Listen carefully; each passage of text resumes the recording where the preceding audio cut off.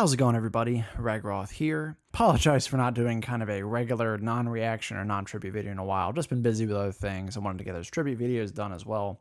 But I've been wanting to make this video for a bit. We have Street Fighter 6, we have Mortal Kombat 1, and soon we'll have Tekken 8. These are three big fighting game franchises, arguably the three biggest ones, having games that come out very close to each other, at least relatively speaking. And you know, a lot of videos on my channel are always talking about the roster, characters I want to see in the game, things like that. So I figured, now that we know the base rosters of all three of them, why don't I kind of talk about which ones I think are the best, second best, and the worst of the three.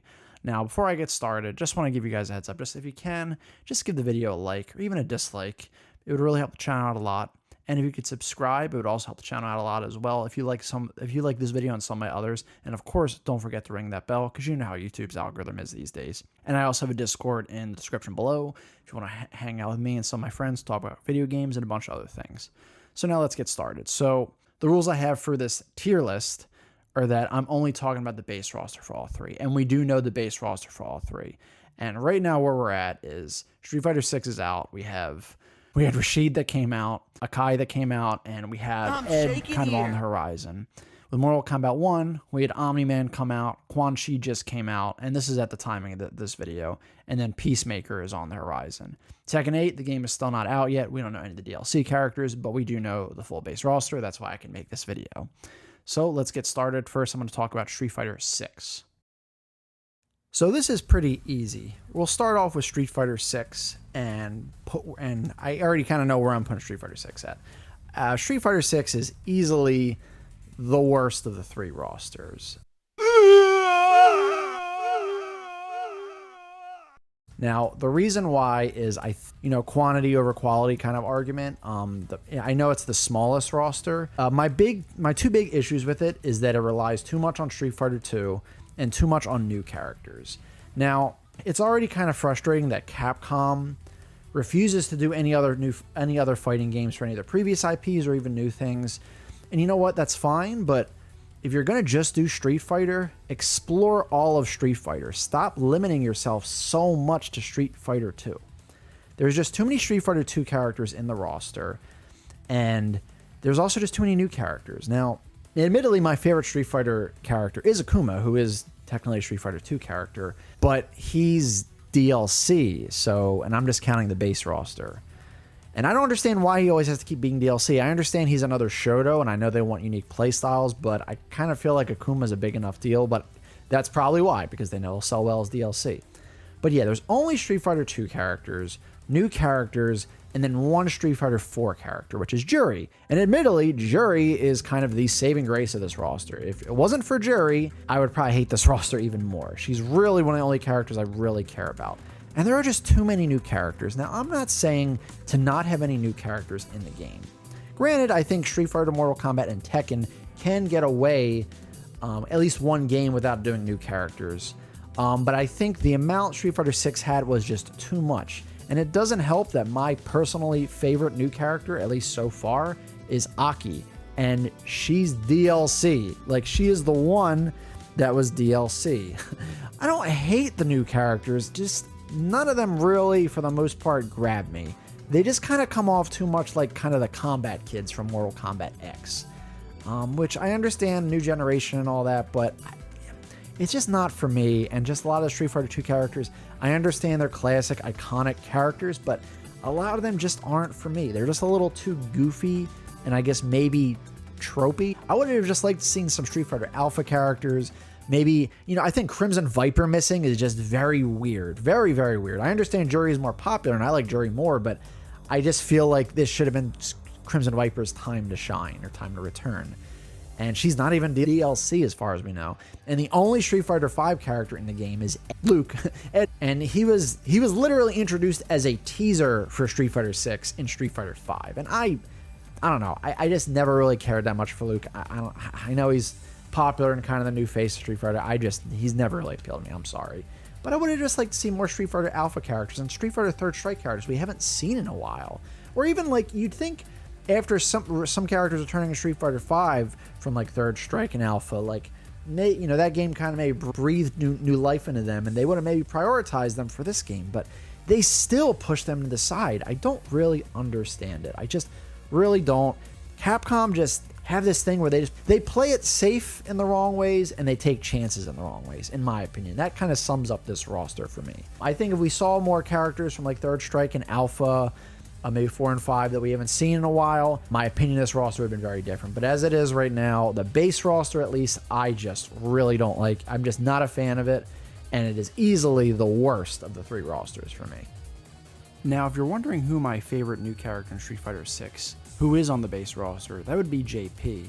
And one of the reasons I do think he's so cool is because he isn't really like kind of his own, he isn't really like a successor or anything to anybody.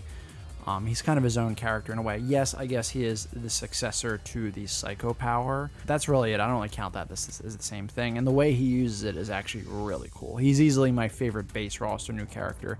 But again, I prefer Akai over him and the others. All right, now things are going to get a little bit more tricky, at least in my opinion. We'll talk about Mortal Kombat 1 next. I actually wanted to do a video talking about Mortal Kombat 1's roster, but I kind of can probably just put my thoughts into this video. Mortal Kombat 1's roster has a lot of good things to me about it, but there are some very frustrating decisions as well. Now, I'll get some of the bad out of the way first, just because I like to kind of start bad and then kind of end on a smile. There are some frustrating exclusions. I don't understand why the cyborgs were not prioritized as playable characters. They're pretty popular and iconic characters. I don't understand why they got kind of pushed out again, and I understand their cameos. I'm gonna touch on that.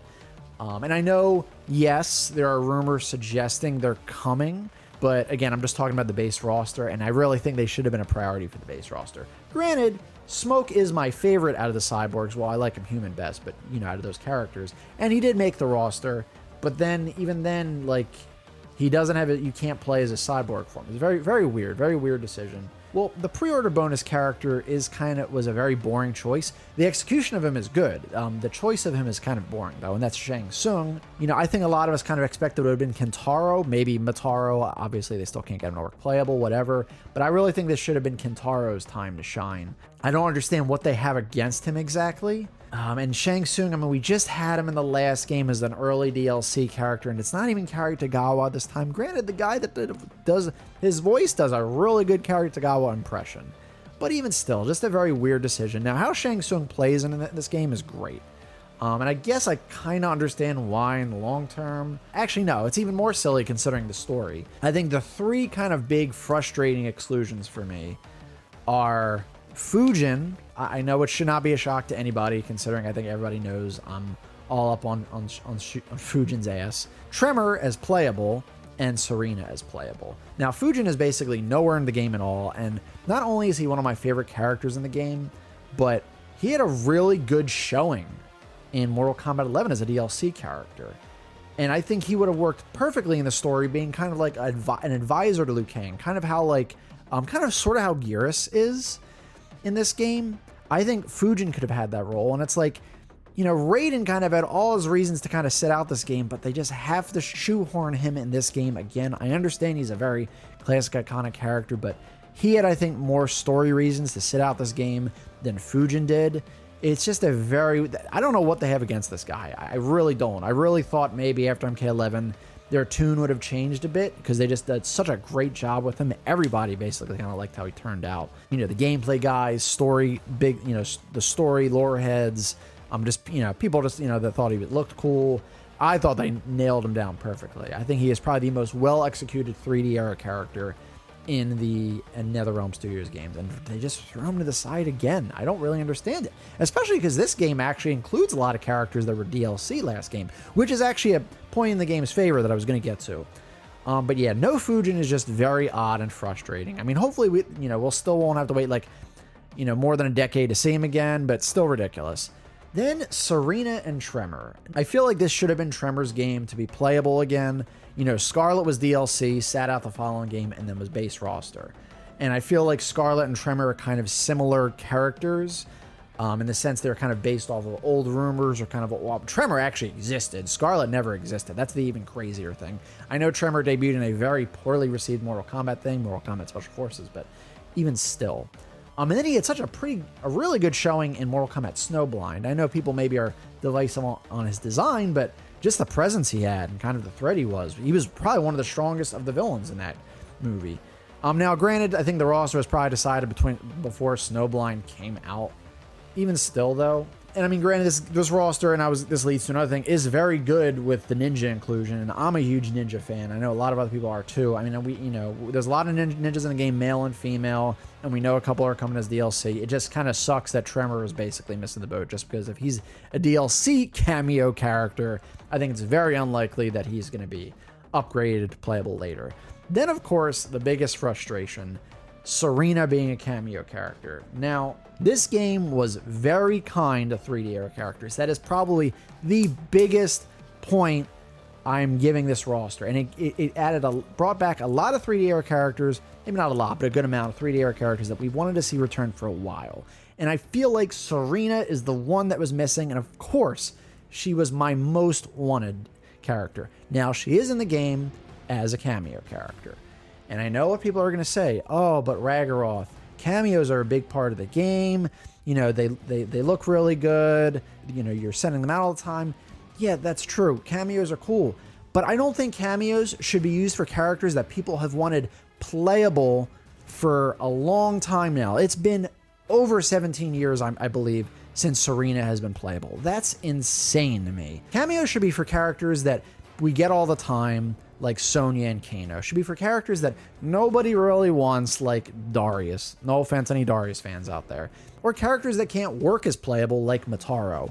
I just think Serena was a very poor choice for a cameo character, especially because they gave her things she's never had, like a demon form and some other things as well.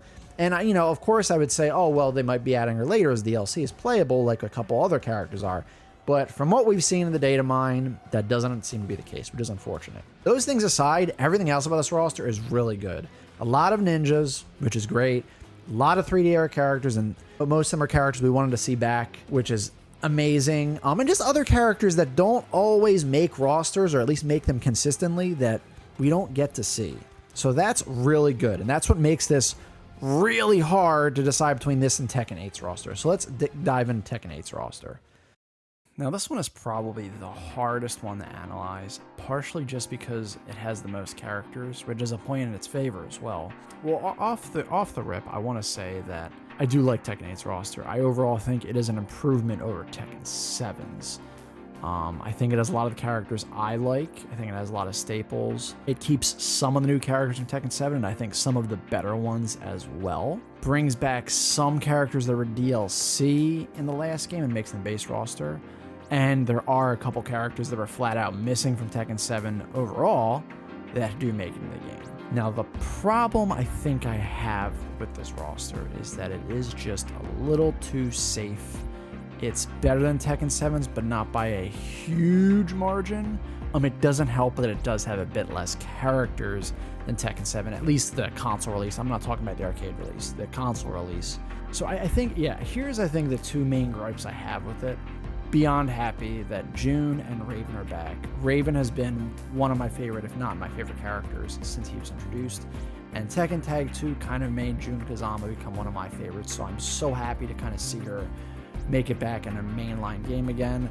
Of course, how long she'll stick around for, that might be another story. It's just, I wish there was more characters like June and Raven, more so like June, characters we haven't seen a while in a mainline game, or characters like Zafina and Leroy that were DLC last time but made in the base roster.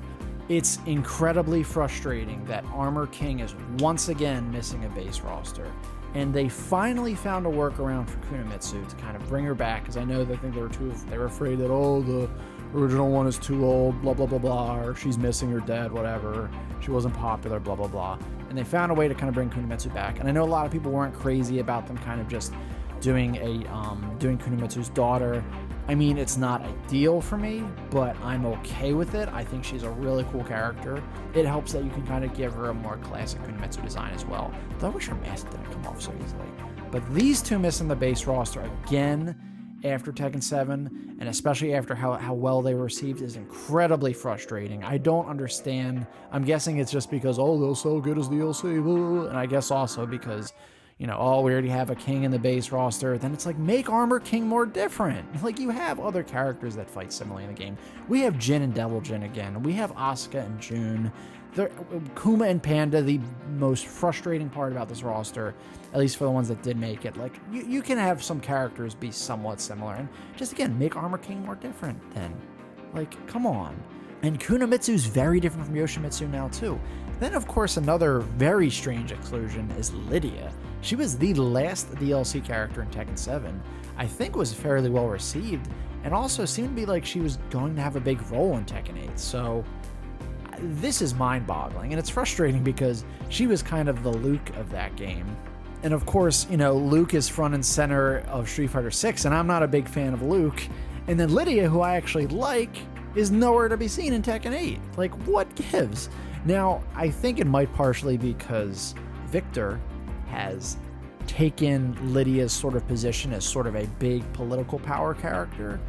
And I think Reina has taken some of Lydia's movesets. At least I heard some people notice that she has some Lydia-like moves. I don't know about that, though.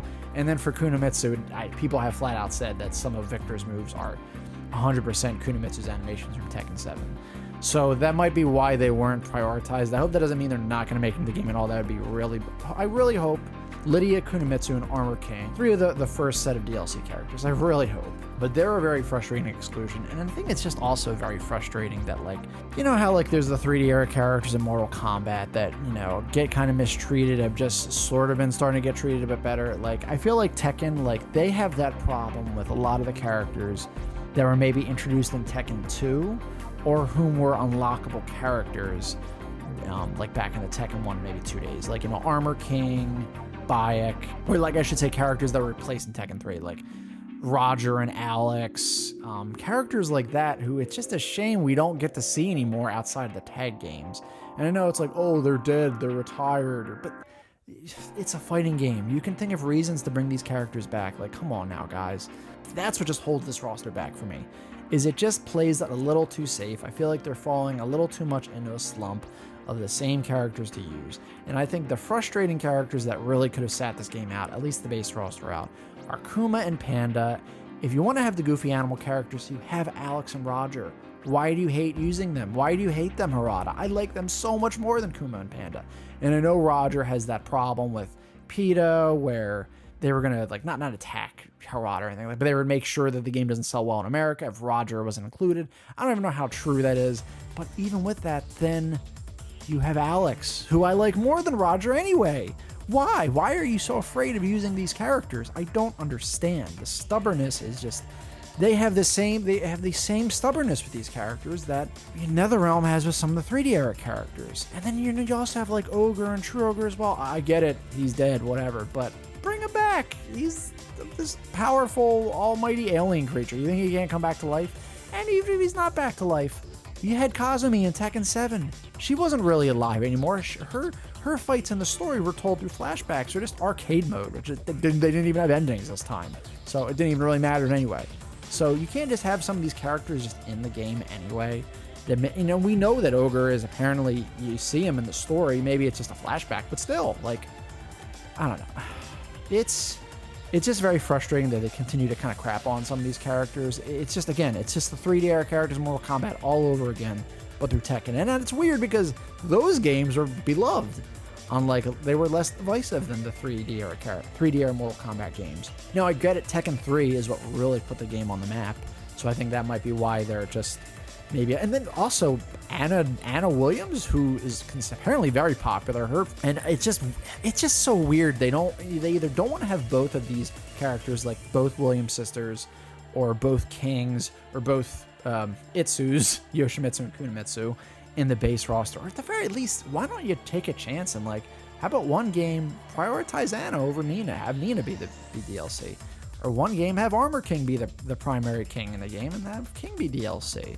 And this one might be a little more out there. Maybe have Kunomitsu be the Itsu in the game and Yoshimitsu be DLC. That's a little bit more, I know that's a little crazy. I feel blasphemous even suggesting that as well, but it's just kind of frustrating seeing some of these exclusions again and again and again, especially when these characters seem to be more beloved and from more beloved games. And again, like Raven and June are a big deal for me coming back. I can't stress that enough. That is one of the best. I'm definitely maining both of them. You know, I am happy to see Zafina be base roster again this time, and she looked very cool in Tekken 7 and pretty cool here as well. I hope. And like, I am happy Devil Jin is back. He's been one of my mains, but I was actually kind of made peace with him sitting this game out. Granted, how he looks in the game, it would have been hard to kind of get me to be like, no, I'm okay with that him sitting out. And you know, another thing I have to say is that they were definitely quality over quantity with the new characters this time.